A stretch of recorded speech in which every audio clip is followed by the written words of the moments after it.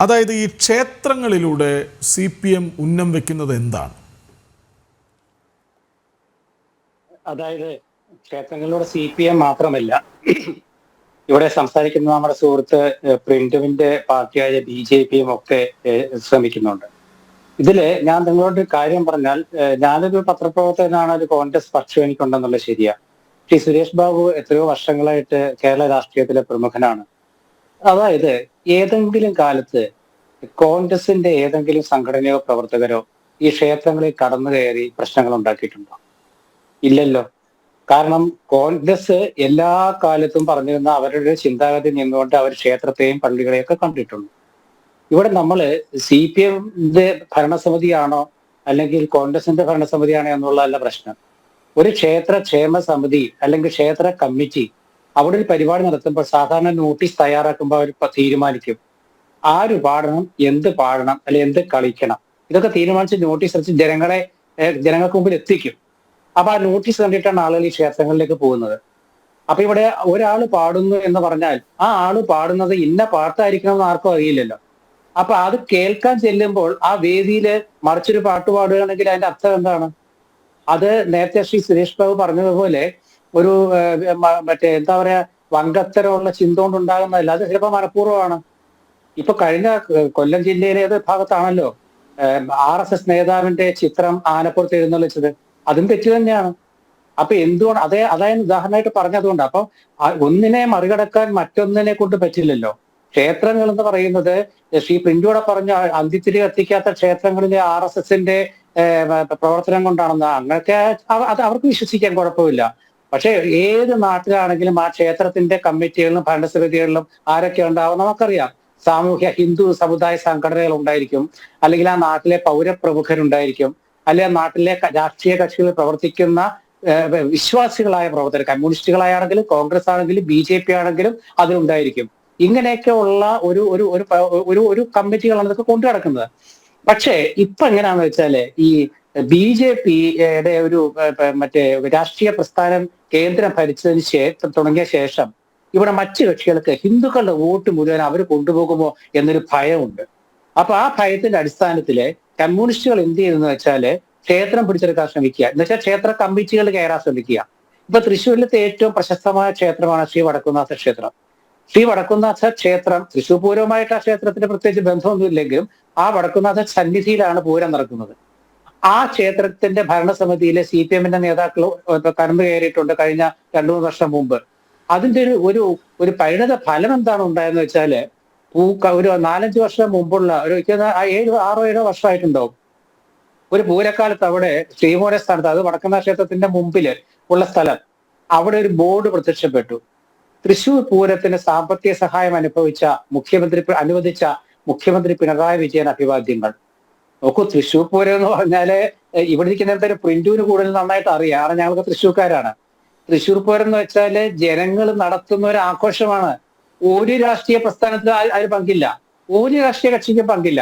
കാലാകാലങ്ങളിൽ ഭരിക്കുന്ന ഗവൺമെന്റ് ആ പൂരം ഭംഗിയായിട്ട് നടത്താനുള്ള ഒത്താശ ചെയ്തു കൊടുക്കും. അത് പ്രധാനപ്പെട്ട എന്താണെന്ന് അറിയാമോ? ഒന്ന് പോലീസ്, 2 കുടിവെള്ളം. വാട്ടർ അതോറിറ്റിക്കും പോലീസിനുമാണ് മുഖ്യമായ കടമയുണ്ടായിരുന്നത് പൂരത്തിന്റെ കാര്യത്തിൽ പണ്ട് വർഷങ്ങളോളം.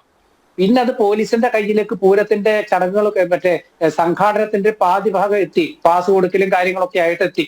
അന്ന് തൃശ്ശൂരിലത്തെ പ്രമുഖ പത്രപ്രവർത്തകനായിരുന്ന മരിച്ചുപോയ CV അച്യുത വാര്യർ പൂരത്തെക്കുറിച്ച് നന്നായിട്ട് അറിയുന്ന ഒരാളാണ്. അദ്ദേഹം ഒരു 1/4 നൂറ്റാണ്ട് മുമ്പ് അദ്ദേഹം എക്സ്പ്രസ് പത്രത്തിന്റെ മുഖപ്രസംഗം എഴുതി, എനിക്കിപ്പോഴും ഓർമ്മയുണ്ടത് വായിച്ചത്. അതായത് പൂരത്തിന്റെ നിയന്ത്രണം പോലീസിൽ ഏൽപ്പിച്ചാൽ ഭാവിയിൽ ദോഷമാകുമെന്ന്. കൃത്യമായിട്ട് ദോഷമായിട്ട് സംഭവിച്ചു.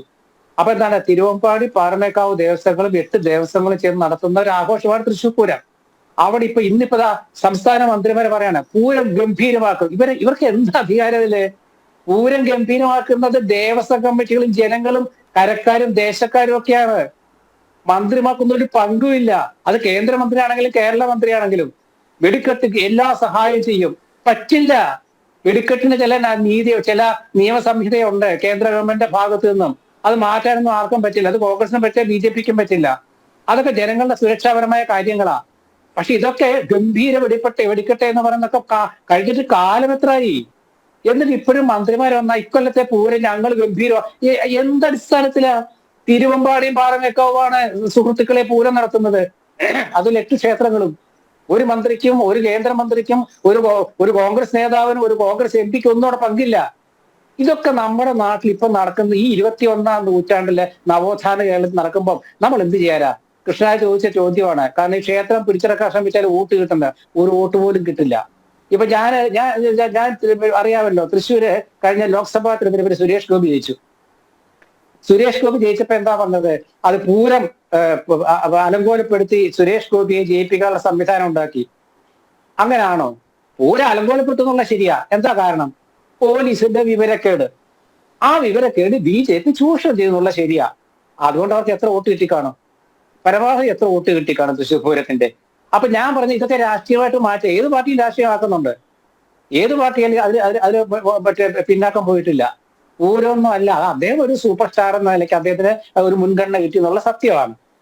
അപ്പൊ അതുകൊണ്ട് ക്ഷേത്രങ്ങളെ പിടിച്ചാൽ, ക്ഷേത്ര കമ്മിറ്റിയിൽ കടന്നു കയറിയാൽ, ഉത്സവത്തിന്റെ മുമ്പില് ആനകൾക്ക് മുമ്പിൽ ആനകളെ നയിച്ചാൽ വോട്ട് കിട്ടുന്ന ധാരണയുണ്ട്. ഇപ്പൊ നാട്ടില് നല്ല തമാശയാണ് കേട്ടോ കൃഷ്ണരാജ്.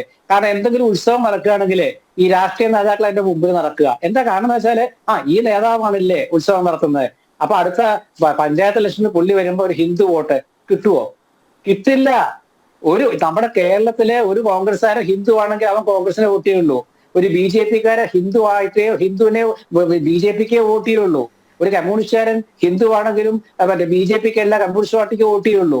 ഇതൊക്കെ നമുക്കറിയാം. പക്ഷെ എന്താ വെച്ചാൽ നമ്മളത് ധാരണ വരുത്തുകയാണ്. ഇത് അപകടകരമെന്നല്ല, ഇതൊരു തമാശയാണിത്. അപ്പൊ ഈ തമാശകൾ മുന്നോട്ട് പോകുമ്പോൾ പ്രശ്നം എന്താ വെച്ചാല് ഇത് സാമൂഹ്യ സംഘർഷത്തിന് വഴിവെക്കും. കാരണം നാളെ ഒരു ക്ഷേത്രാങ്കണത്തിൽ വന്നിട്ട് ഏതെങ്കിലും ഇഷ്ടമുള്ള ഒരു പാർട്ടി അവർക്ക് ഇഷ്ടമുള്ള പാട്ട് പാടാൻ ശ്രമിച്ചാൽ സ്ഥിതി എന്താ? വലിയ ബുദ്ധിമുട്ടാണത്. അപ്പൊ ഇത് ഗവൺമെന്റ്, നേരത്തെ ശ്രീ സുരേഷ് ബാബു പറഞ്ഞ നിഷ്കളങ്കത എന്ന് പറഞ്ഞപ്പോൾ വങ്കത്തരം എന്ന് പറഞ്ഞപ്പോൾ ഞാൻ പറയാൻ കാരണം ഇതിപ്പോ ആവർത്തിച്ചുകൊണ്ടിരിക്കുകയല്ലേ. ശ്രീ സുരേഷ് ബാബു, അങ്ങയുടെ പാർട്ടിക്ക് കൂടി പങ്കാളിത്തമുള്ള ഗവൺമെന്റാണ് കേരളം ഭരിക്കുന്നത്. അവർക്കത് തടയാൻ പറ്റാത്ത എന്തുകൊണ്ടാ? നടന്നോട്ടെന്ന് വെച്ചിട്ട് തന്നെയാണ്. ഇതിൽ കോടതി പിടിക്കണം. കോടതി ചെവിക്ക് പിടിച്ച് കോടതിയുടെ മുമ്പിൽ കൊണ്ടുവരണം. എന്നിട്ട് ശിക്ഷിക്കണം. എന്താ പറഞ്ഞാൽ കേൾക്കില്ലേ? കോടതിയെ വിലയില്ലേ? ഇതാണ് വേണ്ടത്. പോലീസ് എന്തായാലും കേസെടുക്കില്ലെന്നൊക്കെ വ്യക്തമായി. കാരണം ഇപ്പൊ 3ാമത്തെ വെട്ടമാണ്. ഇപ്പൊ കണ്ണൂർ ഞാൻ ആദ്യം പറഞ്ഞ അതുകൊണ്ടാണ് ഒരു കൊടിയൊക്കെ ഉയർത്തിയിട്ട് ആ പാട്ട് പാടുകയാണ്. അപ്പൊ ഇങ്ങനൊക്കെ പാടുമ്പോൾ സത്യത്തിൽ നമുക്കിതൊക്കെ അമ്പലങ്ങൾ എന്നൊക്കെ പറഞ്ഞാല് ഒരു ധാരണയുണ്ട്. അവിടെ ആ അമ്പലങ്ങൾ എന്ന് വെച്ചാൽ രാഷ്ട്രീയത്തിന് അതീതമാണ്, മതത്തിന് അതീതമാണ്. ഇവിടെ അമ്പലത്തിന്റെ പുറത്ത് അവിടെ ഉത്സവം എന്ന് പറഞ്ഞാൽ എല്ലാവർക്കും കാണാം. ആർക്ക് വേണേ പോയിട്ട് ചാടിത്തുള്ള കാവടി എഴുന്നള്ളിപ്പ്, ആർക്കും കാവടിക്കരയിൽ ചാടിത്തുള്ള. ആ കാവടിയിലൊരു പാർട്ടിയുടെ ചിഹ്നം പതിച്ചെടുത്ത അവസ്ഥ എന്താ? അപ്പൊ അവിടെ പ്രശ്നമാകും. അതാണ് പ്രശ്നം. മുമ്പ് കണ്ണൂർ കുറെ കാലമായിട്ടുള്ളതാണ്.